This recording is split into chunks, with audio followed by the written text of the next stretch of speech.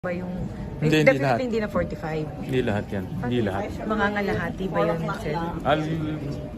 Bigyan ko kayo ng numbers later on. Kasi bine-verify ko lang. Ayaw ko mag-divulge tapos mali-mali eh. But definitely hindi lahat. And then sabi nyo noon, ibinalik sa NEP level yung mga ayuda. Pero doon sa BICAM, lahat tumaas.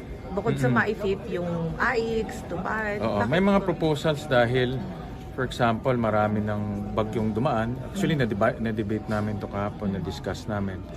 At dahil nga ang daming bagyo na dumaan, marami sa mga, pag titignan natin yung 2026 budget natin, it gears towards local recovery, disaster recovery, tsaka local economy. Dahil sa dami ng bagyo at kalamidad, dapat talaga maglagay tayo ng pondo para mapamprime yung local economy, hindi lang national economy. I'll give you an example.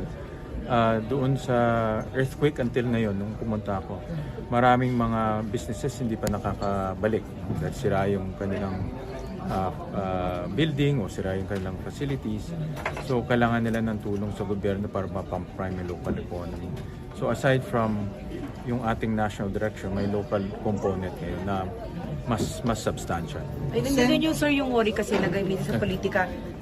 Mayroon kami anti-patronage provision na mas tight. Payag yung house doon, sir. Payag sila doon.